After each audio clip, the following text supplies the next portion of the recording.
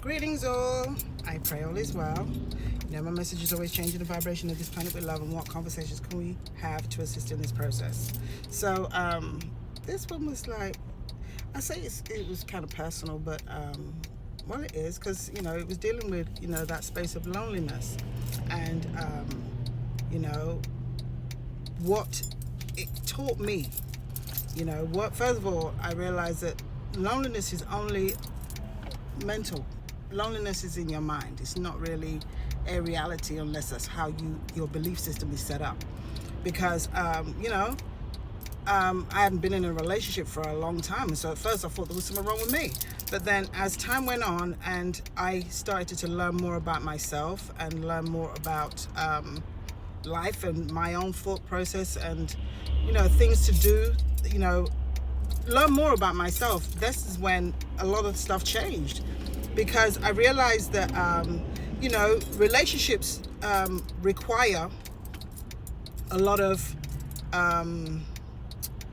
present energy, present moment, taking care of stuff.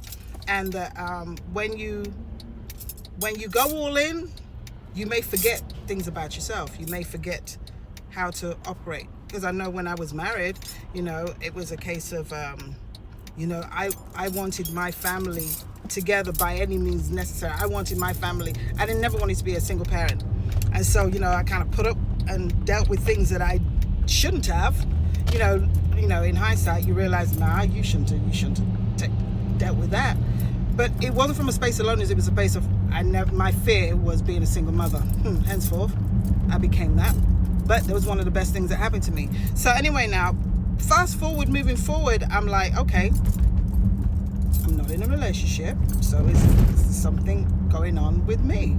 But I realized, again, like I said, this journey of self-discovery, being by myself allowed me to see myself in ways that I hadn't seen myself before. It allowed me to grow within myself, to learn about myself, and to understand myself about my wants and needs. Because trust and believe, in the early days, I didn't really know what I wanted. And most of the time when you're younger, you really don't know what you want. You just go through stuff, accept it. You know, you like it, you embrace it. If you don't like it, you keep it moving, right?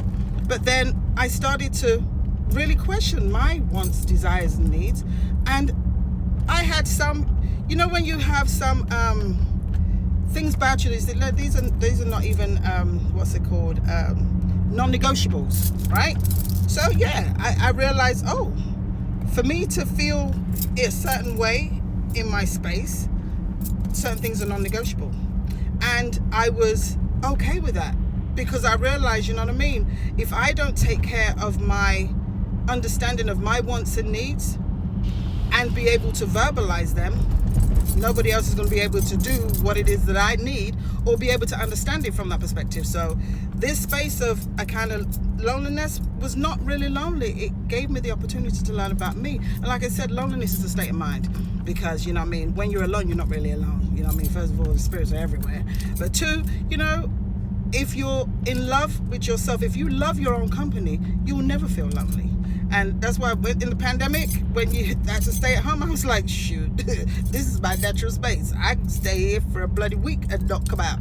I'd be still good. So I was great. You know what I mean?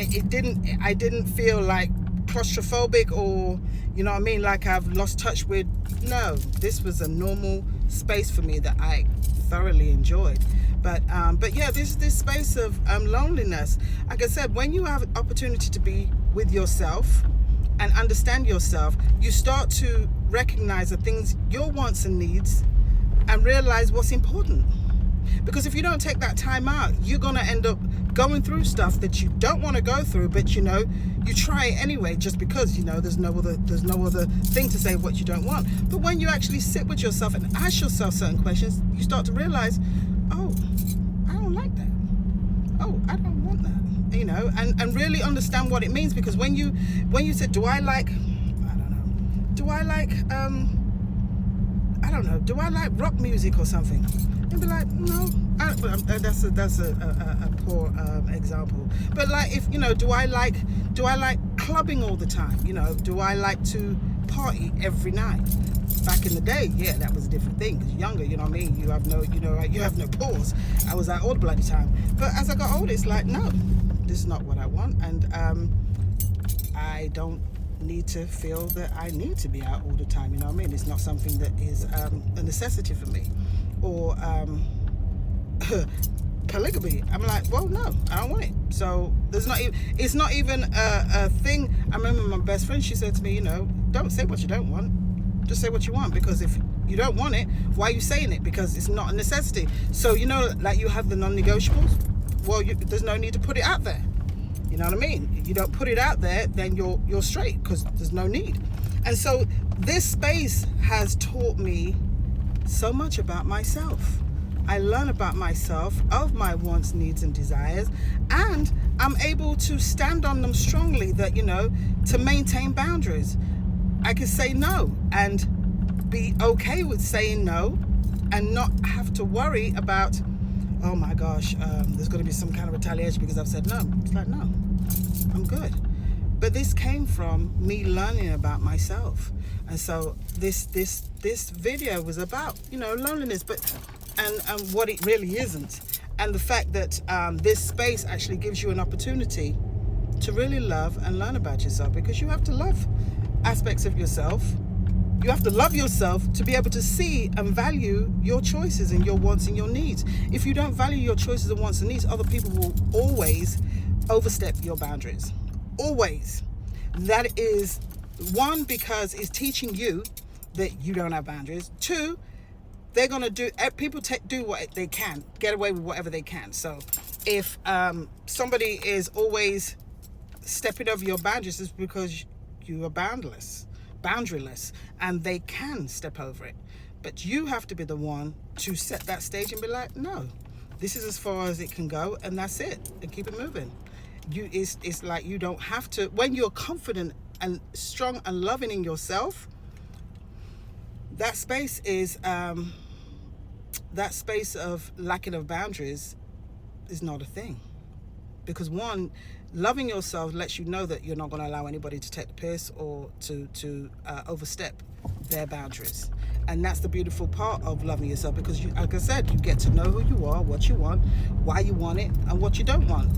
And this is the same thing in relationships. When you learn about who you are and you're comfortable about who and how you feel, you're able to verbalize that in a relationship. And that way, that's the communication part that assists in everybody knowing everybody's things. Because most of the time you go through relationships, and you know, communication is like you want people to read your mind, and it's not a thing.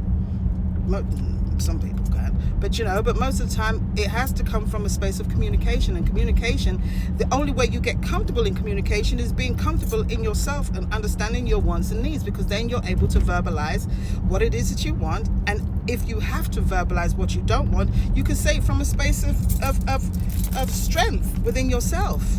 And so, like I said, loneliness is a state of mind. And if you can look at it as learning more about you and wanting to know more about you, you'll find yourself being in a major different way. You'll find yourself in a different place that you never thought you could be in. Because being by yourself and understanding yourself is a very powerful place to be in, and it's a very loving space to be in. You know what I mean? So the next person that comes into your reality, in order to want to relate, you're more equipped to relate from a space of understanding and confidence, instead of, you know, not knowing yourself and feeling weird about being able to express yourself. But anyway, loneliness is a state of mind. We love you, and we love me too. I'm trying to fix my hands here so they look in a mess, but we love you and we love me too. All right, take care. Peace out.